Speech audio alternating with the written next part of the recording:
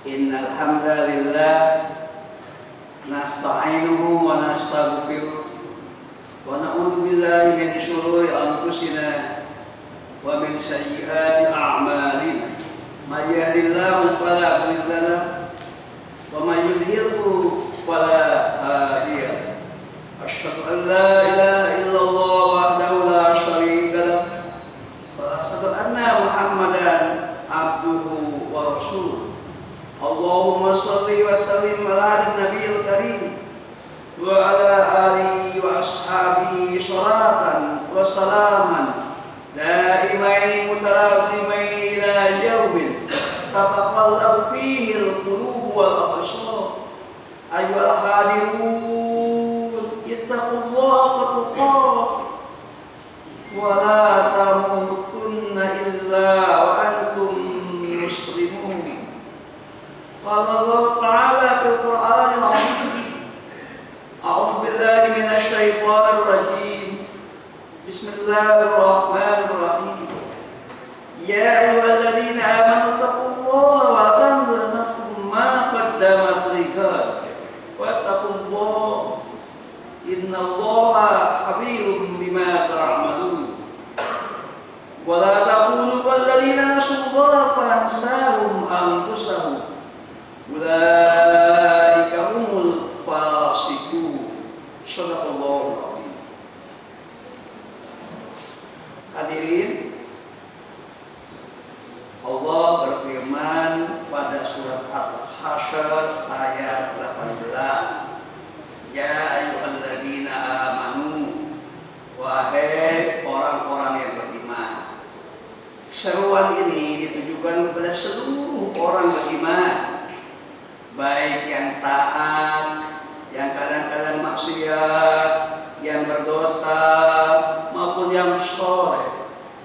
Pesan yang Allah minta, ittaqullah, hendaklah kalian bertakwa kepada Allah. Takwa itu adalah menjaga diri kita jangan jauh atau menghindar dari Allah, memelihara diri kita tidak melakukan sesuatu yang mengakibatkan kerugian bagi diri kita. Caranya adalah dengan melaksanakan perintah Allah sebaik-baiknya, lalu kita menghindari semua ajakan-ajakan syaitan yang menjauhkan kita dari Allah Subhanahu wa ta'ala. Lalu Allah pun pada ayat ini selanjutnya meminta, wal tandur nafsum ma qaddamat lighad, dan hendaklah pribadi-pribadi itu memperhatikan apa yang dipersiapkan untuk hari esok. Menurut para ahli tafsir, ada 3 hari esok yang harus kita persiapkan. Yang pertama, kematian. Dalam hadis qudsi disebutkan al-mautu babun wa kullun nasi dakhil. Kematian adalah pintu yang menghubungkan dunia dengan akhirat. Setiap orang antri menuju pintu kematian. Kematian itu adalah peralihan dari dunia ke akhirat. Lalu kita akan diminta pertanggungjawaban dari seluruh amal perbuatan kita di dunia. Jika kita beriman kepada Allah, lalu iman kita diwujudkan dengan tekun beribadah, lalu hati kita bersih dari penyakit hati dan sifat-sifat tercela, lalu diri kita memberikan manfaat sebanyak-banyaknya bagi orang lain dengan amal-amal sosial, lalu itu semua dilakukan dengan baik dan benar sesuai dengan ketentuan Allah, maka kita akan bisa mempertanggungjawabkan hidup dan kehidupan ini di hadapan Allah. Sebaliknya, tanpa iman, rugi dan gigit jari. Meskipun selama di dunia sering melakukan amal-amal sosial. Karena amal sosial tanpa iman berdampak penghapusan kebaikan itu di akhirat. Ibadah menjadi bentuk konkret rasa syukur. Ibadah merupakan tanggung jawab. Ibadah adalah tanda kita butuh dan membutuhkan Allah.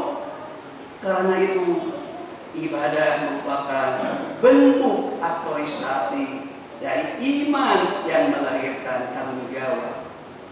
Iman yang melahirkan aku butuh kepada Allah sebagai Roh.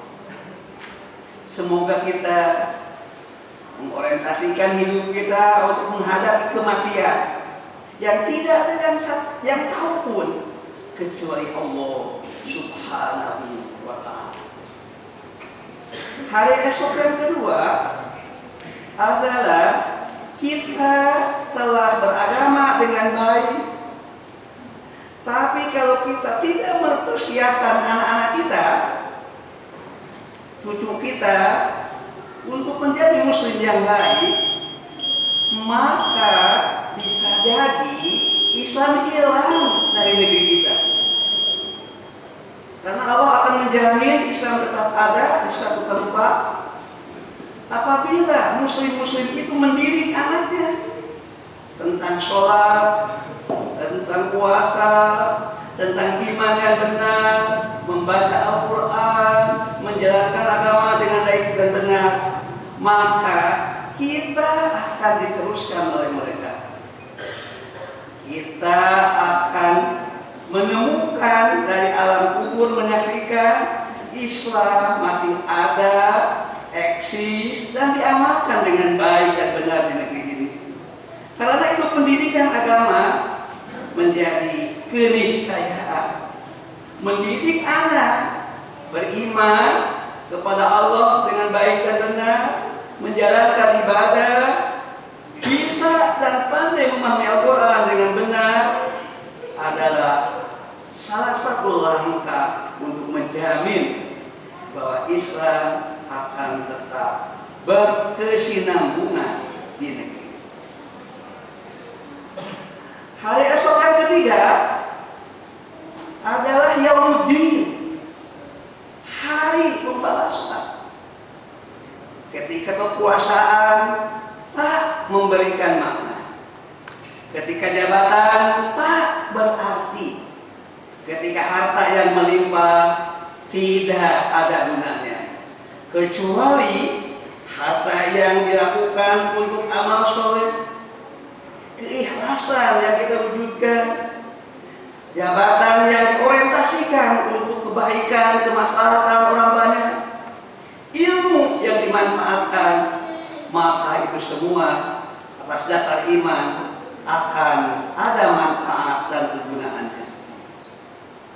Jika tidak, harta itu nol, jabatan itu nol, kekuasaan itu nol, ilmu itu nol, wawasan itu nol, satunya adalah iman. Jika disatukan dengan iman, maka akan bernilai 10, 20, 100, 1000 dan seterusnya, semua akan bermakna jika dipadukan dengan iman yang kokoh, agama yang mantap. Jadi harta, jabatan, kekuasaan tidak bernilai jika tidak dipadukan dengan iman yang kokoh pada diri kita. Hadirin, Allah pun pada ayat ini meminta kembali wattaqullah, diulang supaya kita menjaga hubungan dengan Allah. Jangan putus, jangan renggang, jangan jauh, jangan longgar, apalagi sampai iman lepas dari diri kita. Innallaha habirum bima ta'malun. Sesungguhnya Allah Maha mengetahui semua yang kamu kerjakan. Maksudnya di hadapan Allah tidak ada yang tersembunyi, tidak ada yang tertutup. Boleh jadi ada pekerjaan yang kita tutupi di hadapan manusia, tetapi tidak bisa ditutupi di hadapan Allah. Allah melihatnya, Allah punya catatan yang akan didapatkan oleh malaikat, Allah punya punya dokumen yang tahu dalam diri kita, ada catatan yang mencatat amal baik kita. Jadi kulit kita akan menjadi saksi, tangan kita akan menjadi saksi, kaki kita akan menjadi saksi. Karena itu tidak bisa menghindar kita dari pengawasan Allah Subhanahu wa ta'ala.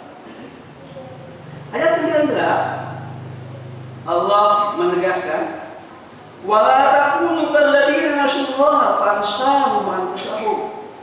Janganlah kalian menjadi bagian dari manusia-manusia yang melupakan Allah. Melupakan Allah itu bisa berarti melupakan agamanya, bisa mengabaikan kita mengamalkan pesannya dalam Al-Quran, bisa kita mengabaikan perintahnya yang harian, sholat 5 waktu. Semua itu jika kita melupakan Allah, apakah agama Allah dipinggirkan, kalam Allah diabaikan, perintah Allah dicuekin, Rasul Allah tidak didengar, apa yang akan terjadi kalau itu? Fa'ansahum anfusahum. Lalu Allah akan menjadikan manusia-manusia itu manusia yang lupa terhadap dirinya sendiri. Jadi akan terjadi manusia yang dalam psikologi disebut dehumanisasi. Manusia yang tercabut dari akar kemanusiaannya. Sesungguhnya dia manusia, punya pikiran, punya perasaan, punya nurani, tetapi kesadaran tentang manusia tercabut. Nah, ini penyakit. Manusia yang tercabut dari akar manusia ini penyakit. Dia akan bertindak tidak berdasarkan tindakan manusiawi, karena tidak menyadari kemanusiaannya. Dia bertindak tidak berdasarkan ilmu. Dia bertindak tidak berdasarkan agama. Dia akan bertindak berdasarkan hedonisme. Apa yang dipandang puas, lega, nikmat menurut hawa nafsu. Manusia seperti ini tidak bisa memimpin. Memimpin dirinya saja bermasalah. Jadi kalau negeri ini dominan dipimpin oleh manusia yang tidak sadar terhadap dirinya, terhadap agamanya, terhadap tanggung jawabnya, maka itu adalah sebuah musibah bagi kita. Semoga Allah menjauhkan kita, negeri kita dari pemimpin-pemimpin bermasalah. Semoga Allah memberikan bimbingan, arahan, kesadaran bagi setiap muslim untuk menjalankan agamanya dengan sebaik-baiknya. Dan insya Allah negeri ini akan kuat, negeri ini akan kokoh, negeri ini akan tetap bersatu jika para penyelenggara negara betul-betul beriman dan bertakwa terhadap Allah Subhanahu wa ta'ala. Di ujung ayat Allah menyimpulkan, ulaika humul fasiqun, orang-orang yang lupa kepada Allah, yang tidak sadar terhadap dirinya sendiri, yang mengalami dehumanisasi adalah al-fasiqun. Mari di ujung khutbah ini kita telaah apa arti al-fasiqun. Secara bahasa, al-fasiqun dari kata fiskun yang artinya retak atau pecah. Jadi al-fasiqun orang-orang yang pribadinya terbelah. Satu sisi manusia, tapi pada sisi lain tidak terlihat kemanusiaan, tidak terlihat perasaannya sebagai manusia yang beriman, bertakwa, bertanggung jawab. Jadi manusia yang terbelah. Seharusnya yang ideal adalah manusia yang terpadu.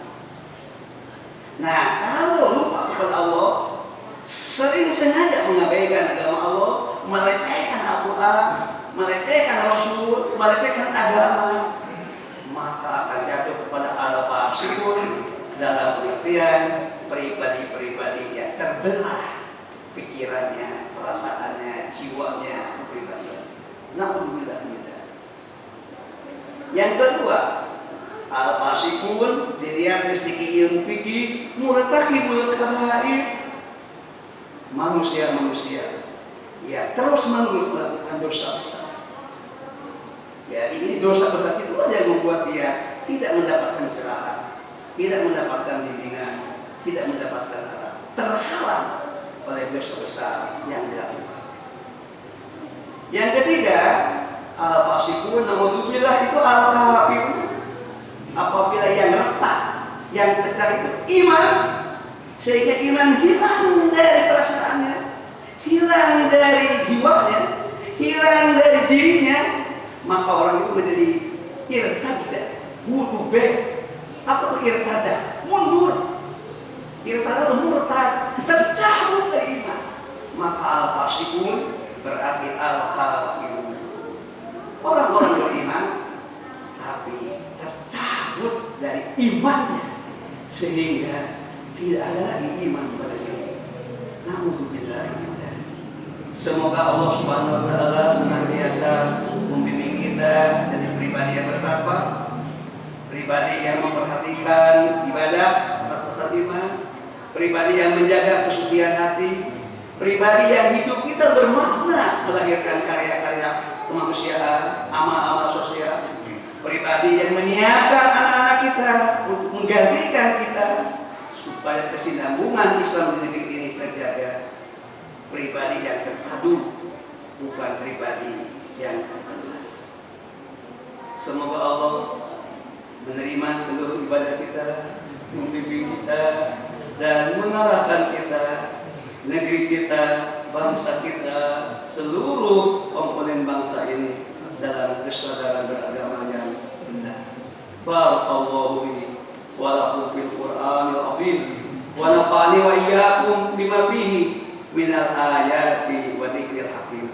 Wa taqabbalallahu minni wa minkum tilawatahu innahu was-sami'ul 'alim. Aqulu qouli hadza wa astaghfirullah li wa lakum wa lisa'ilil muslimina wal muslimat wal mu'minina wal mu'minat wa qad fadal mustaghfirun wa qad fadal